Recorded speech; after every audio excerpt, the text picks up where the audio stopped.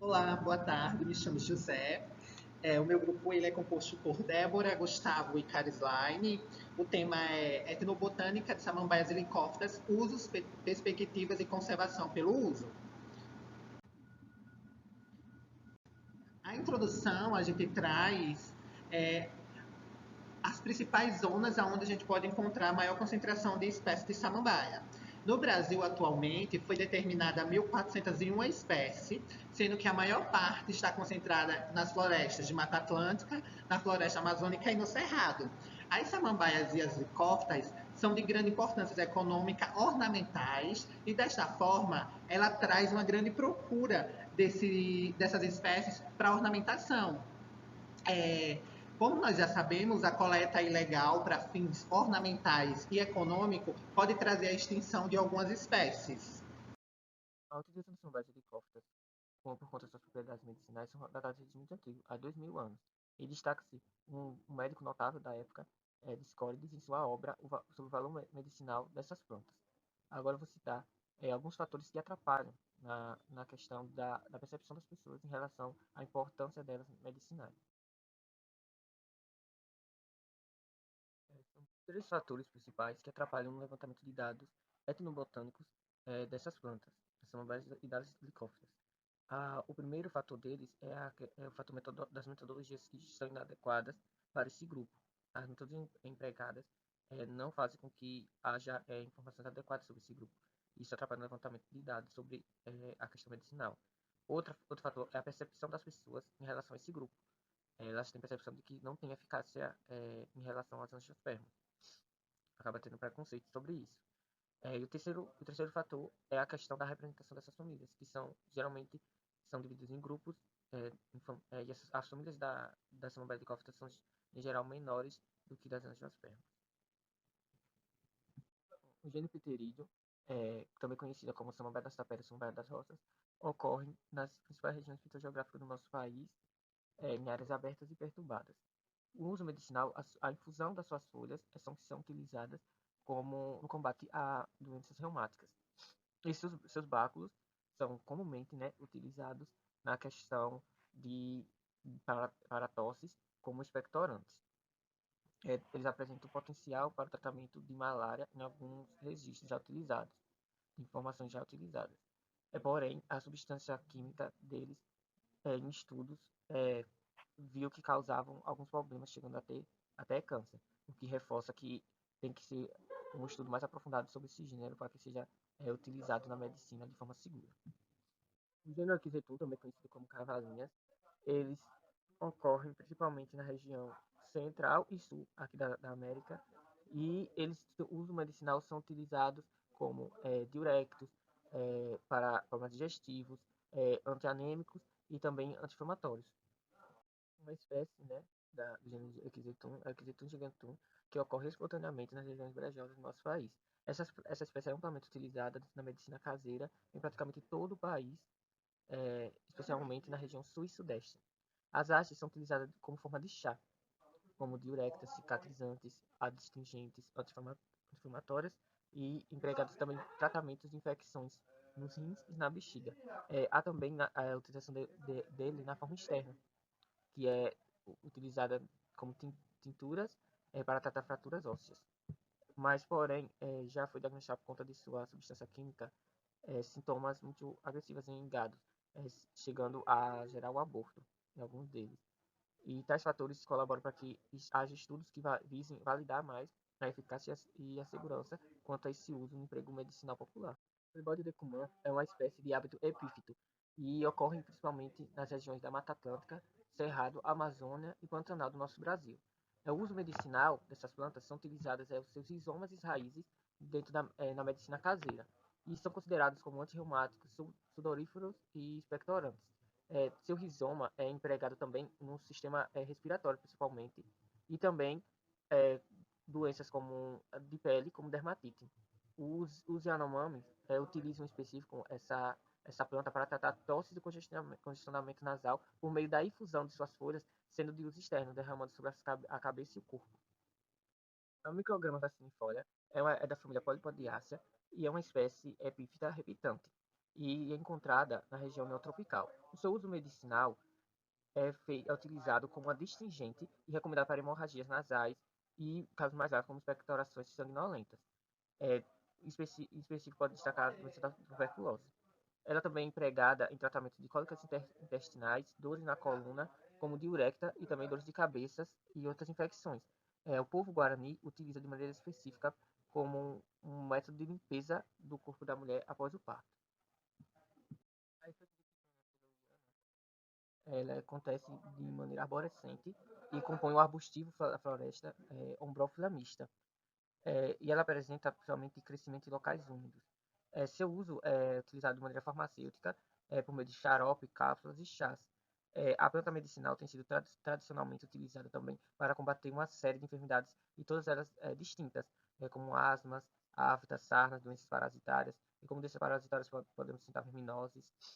Os agricultores pecuaristas da Serra Catarinense mostram que o molho do xaxim para tratar o reumatismo e as folhas possuem também propriedade anti-inflamatória, e todas elas comprovadas. A possibilidade de tratamento do sistema respiratório é principalmente comprovada por conta do Brasil também já tem uma patente sobre essa planta, que é conhecida popularmente como xaxim, xaxim búgio e xaxim verdadeiro. Agora, partimos um pouco para a questão do uso alimentar de samambaias e licófitas. Bom, entre as principais espécies utilizadas para a alimentação está a pterídeo, que é uma espécie que apresenta uma distribuição mundial, mas que, no entanto, o seu uso alimentício ele é bastante controverso, porque essa planta ela apresenta princípios tóxicos na sua forma ativa, em todas as suas partes. O broto ele é a porção mais tóxica e o rizoma a parte que possui maior atividade carcinogênica. Essa espécie também ela está associada à invasão e também à intoxicação de bovinos na região sul.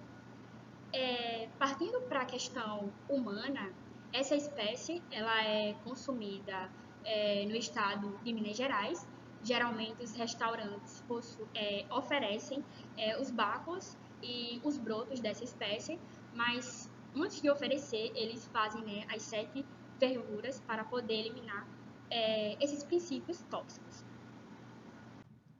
Outra espécie, agora utilizada para alimentação, está a Pecoma pectinatiformis, que no Brasil é encontrada nas regiões Sudeste e Sul. Ela é conhecida como samambaia doce pelo sabor doce das suas folhas. Geralmente as folhas são utilizadas como adoçante, também são consumidas cruas e trituradas para misturar com chás.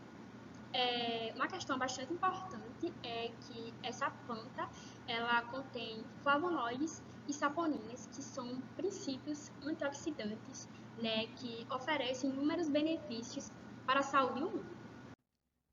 Dicksonia solariana é outra espécie de planta utilizada para alimentação.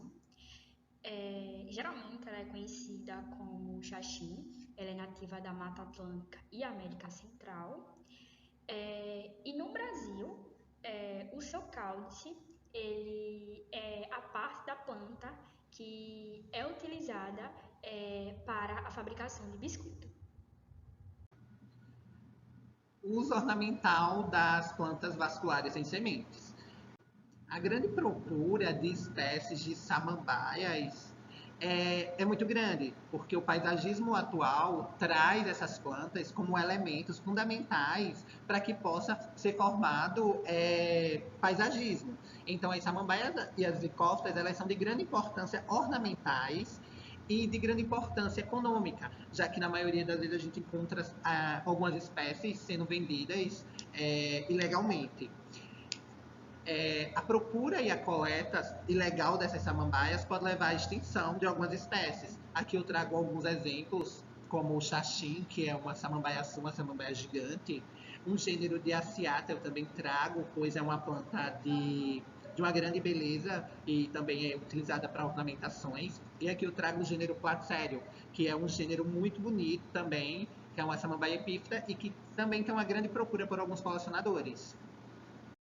Bom, eu vou falar um pouco sobre os outros usos que podem ser feitos a partir da samambaia. Começando no período carbonífero, quando as samambaias elas faziam parte da paisagem dos pântanos, as samambaias arbóreas, principalmente da ordem Lepidodrenalis. Essas samambaias elas vão acabar sendo extintas e soterradas. Esse soterramento, essa extinção, ela vai dar origem ao principal elemento das jazidas de carvão. Carvão esse que vai ser aproveitado desde a época dos celtas, das comunidades celtas, até os dias atuais, com a indústria de mineração, sendo a principal fonte de energia das grandes potências mundiais. Na Nova Caledônia, os troncos de samambaias eles eram utilizados para construir imagens humanas. E essas imagens faziam parte de rituais de elevação, tanto no quesito espiritual quanto no quesito social dentro da comunidade, uma ascensão social dentro da comunidade da Nova Caledônia. Aqui na América do Sul, algumas tribos indígenas elas utilizavam a espécie Xizaya flambello como uma troca, como um símbolo de paz. Então, as comunidades elas entravam em pequenas guerras, pequenas batalhas e elas utilizavam essa espécie, essa troca da espécie, para simbolizar a paz entre as tribos. Então, alguns outros usos que podem ser feitos a partir da samambaia, a gente tem a Dicksonia seloviana, que era utilizada pelos guaranis na construção de casas. Eles usavam, por exemplo, as folhas para fazerem os telhados de suas casas.